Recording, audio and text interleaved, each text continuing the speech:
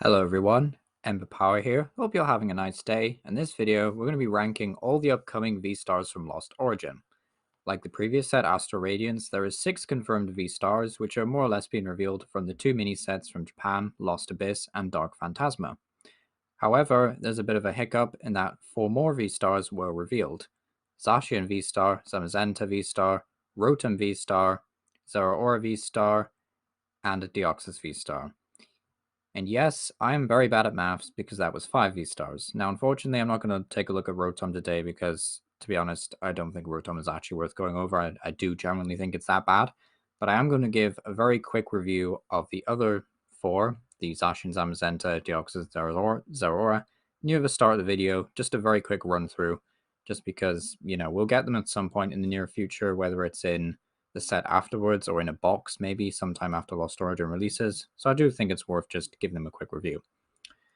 Before we get going though, a huge thanks to Talonite All the English proxies in this video come from him. He shares a drive folder over on his YouTube channel and also on his Twitter that gives you access to basically the latest set. Whenever a new set drops, he often converts them at lightning speed into English full translations that you can then of course download and print. So major thanks to him. All these videos that I do covering future decks that use English proxies, they wouldn't be possible without him. So huge thanks to him. And yeah, thank you for the content. So Zashian V-Star and Zamazenta V-Star, again, not confirmed for Lost Origin, but we'll just give them a quick run through. Zashian V-Star is a super good card in my opinion. I think this will bring Zashian V back into the limelight.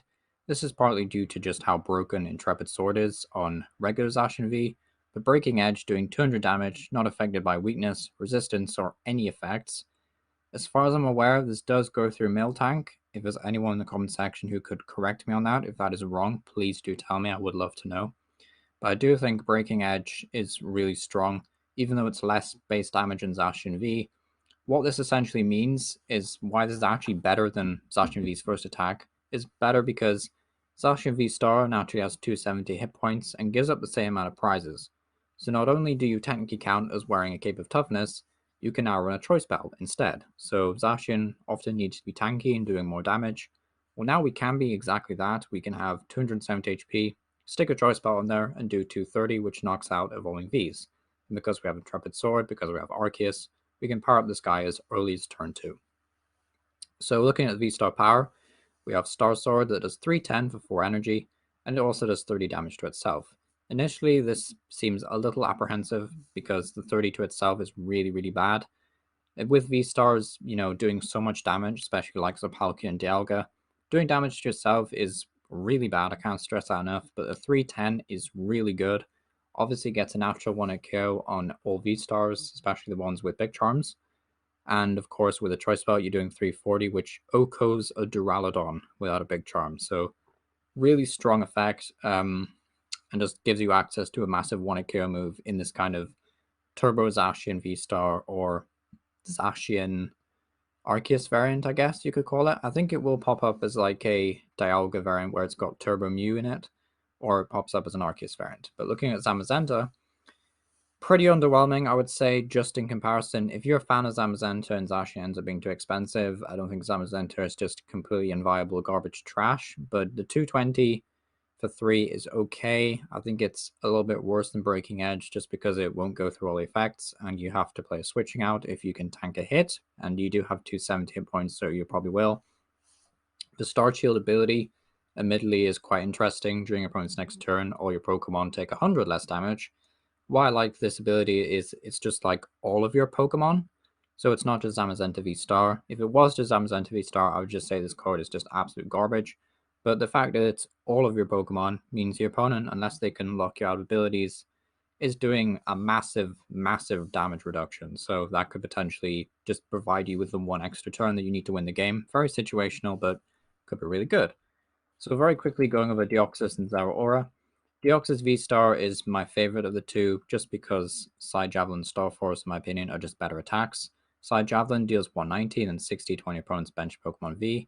This is obviously a nice partner for something like Shadow Rider, or maybe you play it with like a Arceus variant, I guess, and you just charge up 3 Psychic from the deck. I think that's completely reasonable. The 60 obviously is going to be annoying to deal with, especially if your opponent like prizes their Mew or can't get it out in time. And there is some decks, I think, such as Giratina, that probably won't want to make loads of deck space for Mew, so Manaphy rather, sorry. So the 60 could end up being pretty good and definitely sets up future KOs. Then Star Force, doing 60 for each energy attached to both active Pokemon is honestly kind of bananas, because if you think with 3 energy Side Javelin, you're then doing 180 with Star Force, but if your opponent just has 3 energy, you're doing 360, which is kind of nuts. Oko's a Duraludon V-Star if they have Duraludon V-Star. Duraludon V-Max if they have 3 energy attached. Oko's an Arceus. Oko's a Shadow Rider if they have 3 energy. Oko's the opposing Zeraora. Oko's opposing Deoxys. Just Oko's anything with 3 energy, which is like kind of bananas. And I definitely was like really fond of Zacian V-Star because of this. It has this like massive 1-hit KO move that can just swing the game in your favor. And I think that's really important to have. So I think that's really cool with Star Force. So Zeraora V-Star, Crashing Beat doing 190, may score a Stadium card in play. It's fine, it's alright, it's nothing to write home about, but I guess having a little bit of Stadium control is okay. Then Thunderstar for 4 energy, have to be Lightning, which is a little bit awkward. It says choose one of your opponent's Pokemon 4 times. You can choose the same Pokemon more than once. For each time you choose a Pokemon, you do 60 to it.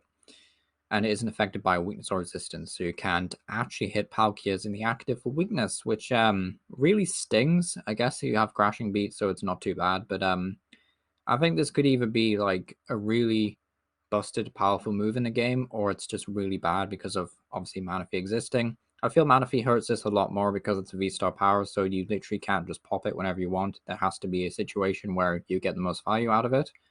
But the 60 to 4 different Pokemon, or 120 to 1, and then 60 to 2, or 120 split twice, 60 to 1 and 180 to another. There's so many different options you can do with this. Makes it really unpredictable and dangerous, and you can obviously set up amazing KOs with Crashing Beat. Pretty good, I would say. I mean, the V-Star power is certainly interesting. It is pretty good, but I just worry that it's 4 Lightning Energy. Is it too much to ask? Maybe as like in a thin line is as an Arceus. I'm going to say this with all these cards, of course, but as an Arceus variant, it's probably okay. Fluffy might be too slow, but anyway, let's actually get into the real 6 that are definitely confirmed for Lost Origin at this point, and that's Drapion V-Star is going to be at the bottom of the list. I know, ref in the chat for all the Drapion fans, we finally get a V-Star for the guy, and it's just not good. To be honest, the Drapion V that it evolves from is better. So Drapion V, for those of you who haven't seen this card, I'm sure you have, but anyway, if you haven't, Wild Style ability says this Pokemon's attacks cost 1 color less for each of your opponent's Single Strike, Rapid Strike, Fusion Strike Pokemon in play, and Dynamic Tail does 190 for 4 colors and then 60 to one of your own Pokemon.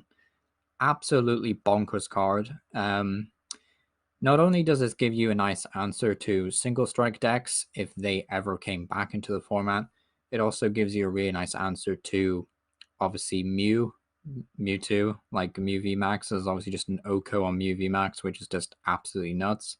It also gives you an Oko, well, not really an Oko, but definitely a nice, easy, cheap attack versus literally any Enteion engine, because obviously in the first 3 turns of the game, your opponent will probably just try and keep calling, get a bunch of Sobbles in play, and you can just blast them for 190. Kind of bananas. You know, if you have 4 Sobbles in play, whoops, I do 190 for 0 energy. Just seem a little over the top. But Drapion V-Star, what does Drapion V-Star actually do? Big Bang Arms is just absolute garbage. Not going to waste any time talking about that. Star Hazard, though, says your opponent's active Pokemon is now paralyzed and poisoned. Put 3 damage counters instead of that Pokemon during Pokemon checkup. So I've seen Drapion V-Star in a couple of lists over in Japan, and one of the main partners I've seen it with is Gengar, the Gengar VMAX. So why Gengar is a good partner is Gengar actually does 250 for 3, which is what Drapion does, but Gengar doesn't have this annoying crappy side effect where you do 10 less for each damage counter. No, Gengar just says you can't use it during your next turn, which is obviously negated quite easily by Switch. So Star Hazard actually gives Gengar a really sweet 1-hit KO option in a lot of V-Star matchups, because you just use Star Hazard, puts 3 damage counters of poison, and then you just hit Narcus for 250, and then going back into their turn, it gets knocked out.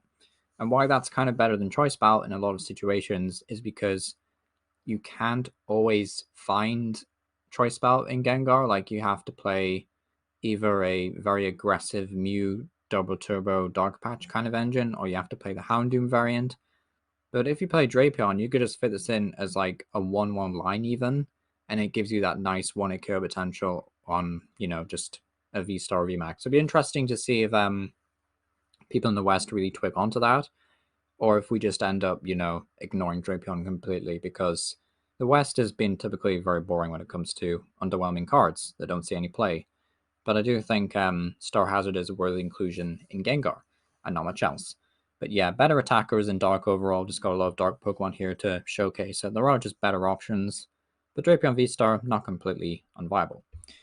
Aerodactyl, unfortunately, I don't have much to say about Aerodactyl. The Ancient Star ability, wait, no, it's an attack, never mind, says as his Pokemon in play, it gains an ability with the effect your opponent's Pokemon V in play, excluding their own Aerodactyl, have no abilities.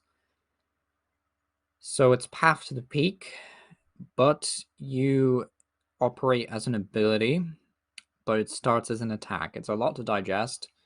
Why I think this card is pretty bad is because if you use Ancient Star, you've essentially just used your attack for the turn, right? And then your opponent's forced to say, wow, you've left an Aerodactyl V-Star on the active, I'm just going to hit you first.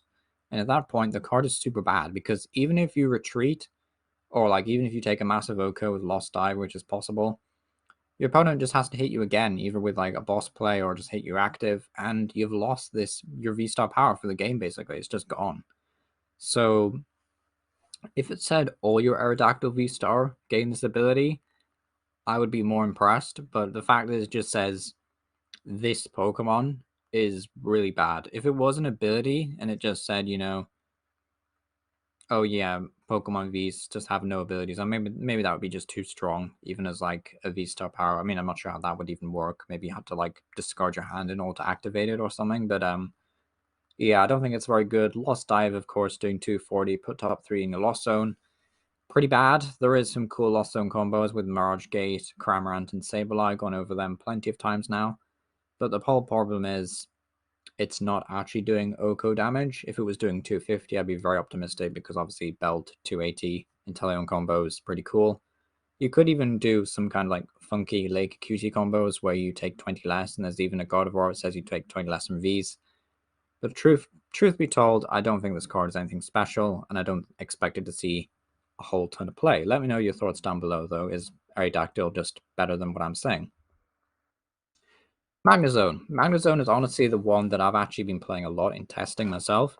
So Magnozone is kind of similar to Whimsicott V-Star. It has this like attack that needs a double turbo and a single energy card, and then it has a pretty cool, funky V-Star power. So Magnozone, I think, is supposed to be played as like a control card. It does hit important weakness on Palkia, which is really cool. The 180 doing 360, of course. And you get to search your deck for 2 item cards, reveal them, and put them into your hand.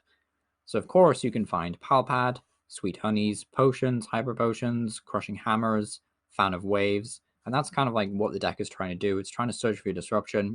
You can even find EXP share, which is obviously really good in that deck. So hitting the 180, of course, even if you're just 2-hit killing most matchups, you have Path to the Peak, you have Fan of Waves, you have Hammers, you have Healing. So you just kind of like out-resource your opponent effectively and win the game that way. And I play it with a Barrel Engine similar to Whimsicott.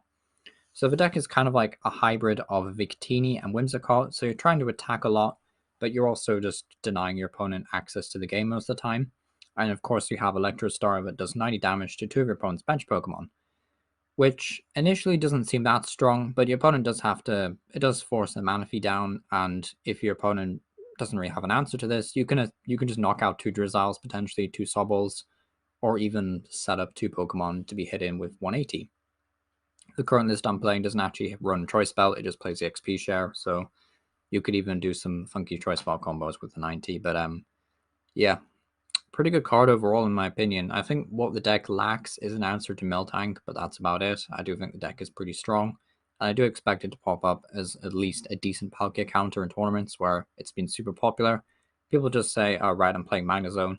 And spoiler alert, this deck is a lot cheaper than Arceus Pikachu, at least in my opinion, because it's essentially just a 4-3 Magnozone line and a 3-3 Barrel, and the rest is just trainers, so I could definitely see this being a pretty cheap rogue deck to pick up as well. A little break from talking. Into the top 3, this is subjective, of course. If you have any disagreements, feel free to, well, disagree and let me know what order you'd rank them in. But going into the top 3, we have Hisuian Gudra. Hisuian Gudra is just like the definition of a tank Pokemon. So glad to see Gudra back in the TCG. But it has 270 HP, which is obviously really tanky. Iron Rollout doing 200 for 3, and says during your opponent's next turn, Gudra takes 80 less damage. And that seems really strong. And then you factor in Radiant Gardevoir, which says your Pokemon take 20 less damage from your opponent's Pokemon Vs. Then you factor in Lake Cutie, which says all your Pokemon that have water or fighting, coincidence, you need water, or fighting energy, takes 20 less damage. So theoretically, if you take 120 less damage from attacks, how bonkers is that? Now, of course, I think getting the minus 120 is just a dream play. It's not actually a logistical thing that you can do. I mean, technically, if you're obviously this is gonna be like a tanky deck, so you will have deck space for like 4 Lake QT, 1 Radiant Gardevoir, but minus 120 really is something else. Like even minus 80, I think is really strong because if you factor in minus 80, all of a sudden cards like Arceus and Palkia are not even hitting like 2-hit KOs, maybe even 3-hit KOs in the late game if you start to factor in all your damage modifiers and healing. So I think this card has potential to be super annoying, super tanky. One of my major concerns, although I will say this initially actually just to get away with another positive, is that Palkia, because Palkia is reliant on bench space, you'll probably not be having a massive bench with this deck, and you'll have like your own Radiant Gardevoir and Miltank and not much else. So that's another good matchup is Palkia. What I will say, however, is Iron Rollout specifies this Pokemon.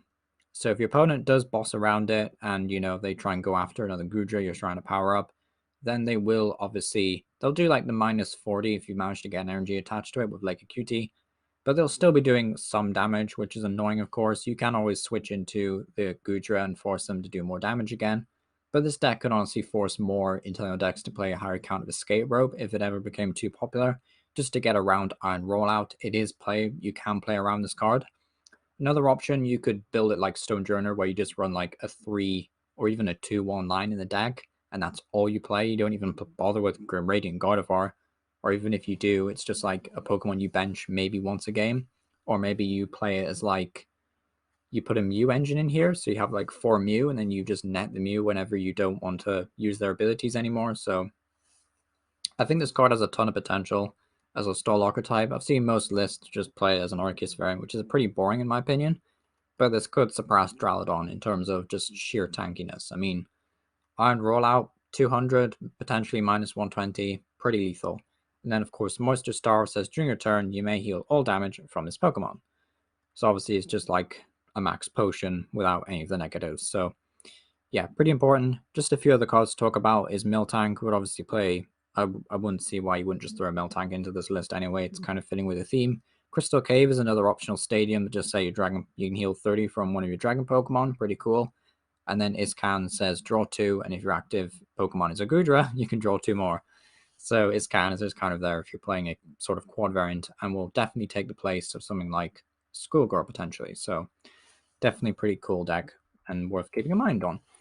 So Hisuian Zeraora Vstar is coming in at second place, probably already deduced what is first, but Zeraora, really strong card, worth talking about. Some notable changes compared to a lot of the other Pokemon. Something I did actually forget to mention with Gudra is that Gudra is also a completely like dragon type colorless Pokemon, so he's not hitting anything for weakness, but he's also not getting weakness.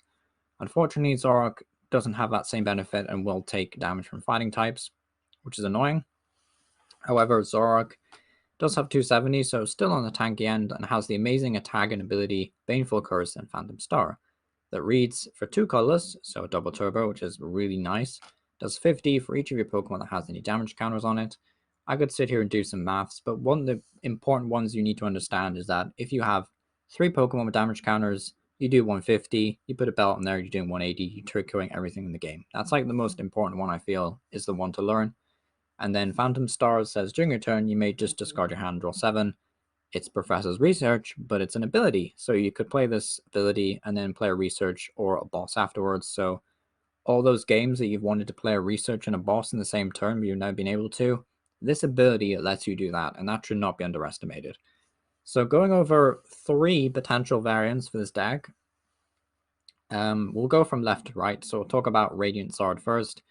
Magma Basin has been a stadium that I think has just underperformed quite a fair bit, but it is still worth bearing in mind, and it is an option to potentially just put damage counters on your benched Moltres or Radiant Charizard, and then of course Baneful Curse can do mass damage.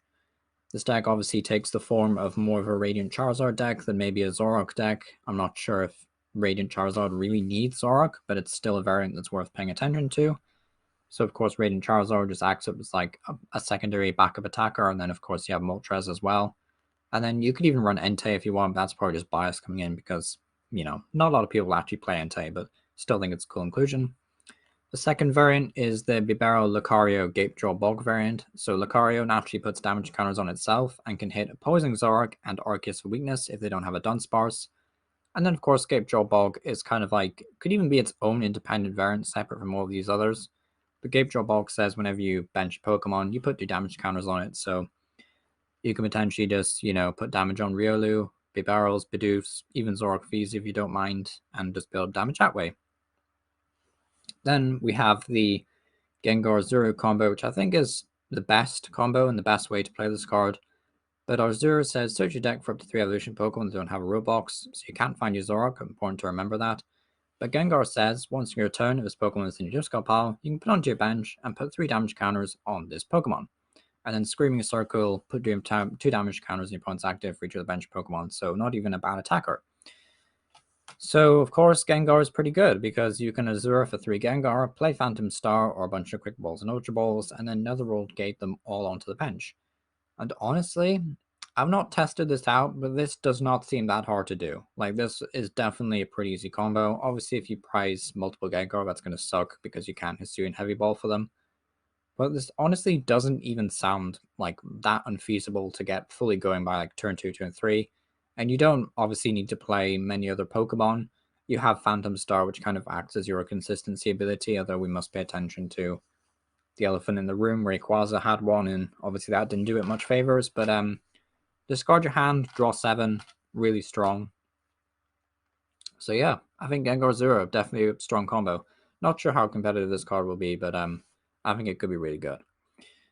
Giratina V-Star with a Lost Impact is going to be number 1 on this list. It's easily the most busted broken card we've seen in a while. This is probably on the same power level as Palkia, if not just below it. I think this could easily be on par with Arceus.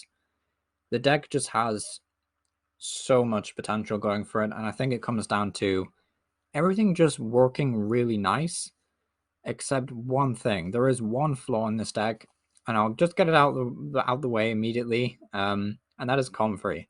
Right, so Comfrey has this ability that says, if this Pokemon is in the active spot, you may look at the top 2 cards of your deck, put one in your hand, the other in the Lost Zone. And this is really important. It will be like your main draw engine throughout the game, and it will essentially allow you to power up your Mirage Gates that will let you search your deck for different energy, as well as power up for Star Rec Room in the late game, as well as Sableye and Cramorant as alternate attackers. What my issue with this deck is, and it is a small issue, is that Comfrey is look at the top 2. One goes in a Lost Zone, never to be seen again. The other goes in your hand. So if there's ever 2 cards in the top of the deck where you're like, I really need that card in my hand this turn, but then the other card is like a Mirage Gate, like what do you do? Because like you can't just sacrifice your most important resources to a Lost Zone throughout most of the game. It is going to be pretty risky. But that is like my only concern about this deck. Like the writing's on the wall. It is a dragon type Pokemon, so you have no weakness. It has 280 HP, which is kind of nuts. It has a built-in shred attack on the evolving V. You could even run Memory Capsule if you don't want to just attack with a V against Miltanks. You have Abyss Seeker, which will help you just search it, like look at the top 4, then mill 2 into the Lost Zone. There's even the Colorist Supporter that lets you look at top 5. Put 3 in your hand and then mill the other 2 into the Lost Zone. So you can potentially just get Mirage Gate off by like turn 2, turn 3 at the earliest. And then, of course, Lost Impact, just doing 280, flat 280. Really good damage output.